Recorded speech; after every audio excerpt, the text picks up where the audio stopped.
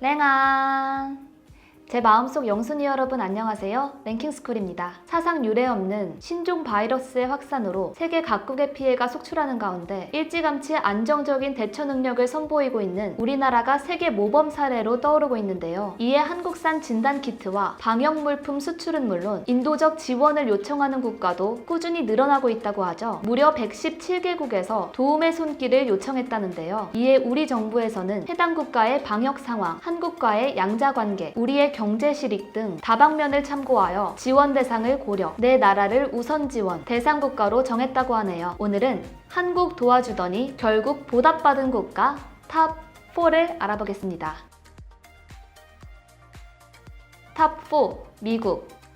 시대에 따라 여러 가지 이슈가 맞물리며 관계가 호전되거나 악화되는 부침을 겪기도 했지만 한국과 전통적인 상호동맹 관계이자 최우방국으로 긴밀한 관계를 맺고 있는 미국. 이번 바이러스 감염 여파로 큰 위기를 겪고 있는 가운데 역시 대한민국 주요 동맹국답게 방역 물품 수출 및 지원 대상 국가로 최우선 고려된 바 있습니다. 결정적인 역할을 한 것은 미국이 취한 한미 동맹 차원의 정책이라고 볼 수 있는데요. 그중 가장 대표적인 정책이 바로 통화스와프 정책입니다. 지난 2월 국내에서의 바이러스 확산세가 정점을 찍으며 금융 불안 심리까지 고조. 당시 달러당 원화 가치 역시 하루가 다르게 폭락세를 보이고 있었는데요. 이러다 외국 자본이 급격하게 유출되며 외화 보유액이 바닥나 발생한 1997년 외환 위기가 재현되는 것 아니냐는 우려가 제기되던 가운데 미국이 우리나라와 600억 달러 규모의 통화스와프 협정을 체결하며 폭락세를 보였던 달러당 원화 가치가 빠르게 안정을 되찾았습니다. 통화스와프란 쉽게 말해 두 나라가 돈을 맞교환하는 것으로 일정 기간이 지난 후 계약 체결 당시의 환율로 원금을 재교환할 수 있는 정책인데요. 외화가 급박하게 필요한 상황에서 이를 구하지 못해 재정적 위기에 봉착할 위험을 미리 예방할 수 있는 일종의 국가 간 신용계약이라고 할 수 있죠. 덕분에 1,300원에 육박했던 환율이 점차 안정세를 회복했다는 반가운 소식도 들을 수 있었다는데요. 이 밖에도 지난 3월 초 국내 바이러스 확진자 수가 빠르게 증가하며 우리나라를 상대로 입국 금지 조치를 취하던 나라들이 속속 등장하던 와중에도 미국 정부는 유럽 시민들의 미국 입국을 전면 금지시키는 파격적인 조치를 취하면서도 우리나라에 대해서만큼은 상황을 모니터링하고 있다면서 끝까지 입국 금지를 단행하지 않아 한국 정부에 대한 상당한 신뢰도를 간접적으로 드러내기도 했습니다.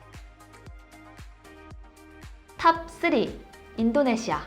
1973년 11월 우리나라와 수교를 맺은 인도네시아는 지난 2006년 양국 관계가 전략적 동반자 관계로 격상되며 한층 가까워진 바 있는데요. 지난 2007년에는 신남방 정책의 주요 국가로 꼽히며 인도네시아에서 대형 재난이 일어날 때마다 구호 지원을 보내는 등 끈끈한 관계를 형성하기 시작했습니다. 이를 기점으로 인도네시아 현지에서의 한국 기업에 대한 관심이 크게 늘어나며 국내 대기업들의 진출도 활발히 이루어졌죠. 덕분에 전략적 동반자 관계에서 특별 동반자 관계로 한 단계 더 도약한 우리나라와 인도네시아. 그 핵심에는 방산 산업이 자리하고 있습니다. 해마다 폭발적인 성장세를 보이고 있는 우리나라와 방위산업 수출 규모에서 인도네시아가 이라크와 최대 수입국으로 조사될 만큼 인도네시아는 지상, 항공, 함정 등 거의 모든 분야에 걸쳐 대한민국의 무기체계를 사용하고 있는 나라라고 하는데요. 한 국가의 인적, 물적 역량이 총집결된 무기체계를 공유한다는 것은 국가 간 협력이 최고 수준에 이른 것으로 볼 수 있죠. 더욱이 인도네시아는 우리 방산협력 역사에서도 매우 큰 의미가 있다고 합니다. 2011년 우리나라가 최초로 대형 무기체계인 훈련기와 잠수함을 수출한 국가가 바로 인도네시아이기 때문인데요. 전 세계 11위 규모로 몸집을 불린 한국의 방산산업 성장에 인도네시아가 혁혁한 공을 세웠다고 볼 수 있겠네요. 이렇듯 우리나라와 긴밀한 방산 협력을 지속하고 있는 인도네시아와의 특별한 관계를 참작하여 지난 28일 인도네시아의 방역물품 지원 요청에 외교부에서는 여력이 닿는 대로 최대한 지원하겠다고 답했습니다. 아무쪼록 이번 바이러스 대응 협력을 통해 또 한 번 서로가 윈윈하는 결과를 기대하는 바입니다.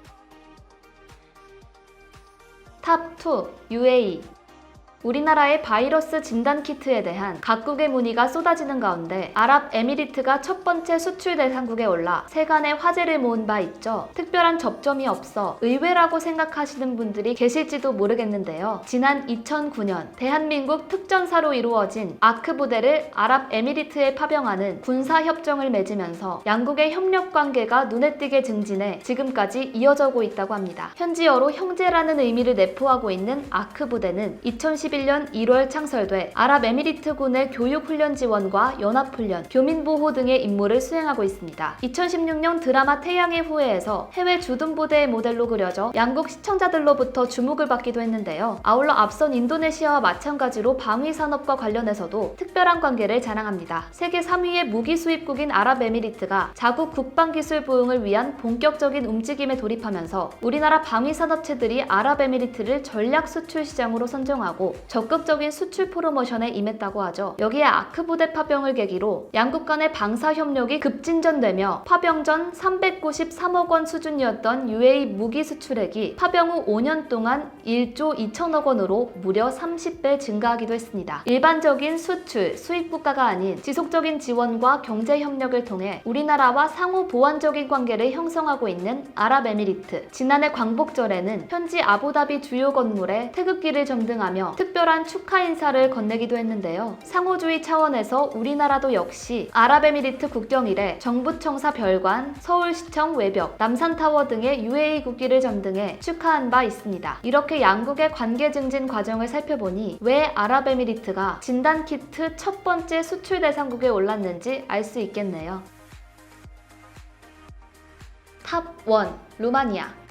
동유럽과 남유럽 사이에 위치한 루마니아는 현지 공산 정권이 붕괴된 1990년 우리나라와 첫 수교를 맺고 느리지만 서서히 교류를 늘려가고 있는데요. 사실 앞서 살펴본 국가들과 비교하면 경제나 문화산업 측면에서의 교류가 활발한 편은 아니지만 2008년 전략적 동반자 관계를 맺은 이후 급변했다고 합니다. 루마니아에 진출한 한국 기업들은 업무 목적으로 단기간 비자 없이 입국할 수 있는가 하면 2015년 전자무역 분야에서의 협력을 강화하기로 하며 양국 간 산업협력이 더욱 확대될 것으로 기대를 모았습니다. 여기에 지난해 루마니아 정부가 우리나라 정부의 요청에 인도적 차원의 적극적인 지원에 협조하며 양국 관계가 더욱 긴밀해지는 계기가 마련되기도 했는데요. 2019년 5월 헝가리 다뉴브강에서 한국인 관광객 등 35명을 태운 유람선이 침몰해 한국인 7명이 숨지는 사건이 발생한 바 있습니다. 당시 실종자 수색에 어려움을 겪던 우리나라 정부는 인접국에 수색 지원을 요청하는데요. 루마니아가 자국 내 댐 수문을 닫아 적극적으로 수색에 나서는 한편 구조부터 시신 수습까지 여러 인접 국가 중에서도 가장 헌신적인 지원을 아끼지 않아 침몰 사고와 관련해 큰 도움이 되었다고 합니다. 이번 진단키트 우선 제공 국가에 루마니아가 선정된데도 이에 대한 일종의 보답이 아니냐는 해석이 제기되고 있는데요. 3월 말 기준 루마니아는 이탈리아와 스페인 등 서유럽 국가에 비해 확진자 수는 아직 적지만 빠른 확산세를 보이고 있다고 합니다. 이에 우리나라가 한국산 진단키트 2만 개와 방호복 10만 벌을 루마니아에 수출하며 현지 국민들의 열렬한 반응을 자아냈다고 하죠. 주 루마니아 한국대사관 페이스북에는 루마니아 국민들의 감사 메시지가 연일 이어지고 있다고 하네요. 사람 대 사람 간의 관계에서도 정이 오고 가는 게 중요하듯이 국가 간 맺는 외교 관계에서도 인도적인 교류가 한 단계 더 높은 관계로의 도약을 돕는 핵심 역할을 하는 것 같은데요. 경제이익 등 실익을 추구하는 것도 중요하지만 어려운 상황에서 따뜻한 도움의 손길을 건네는 것이야말로 진정한 의미의 외교가 아닐까 싶습니다. 지금까지 랭킹스쿨이었습니다. 감사합니다.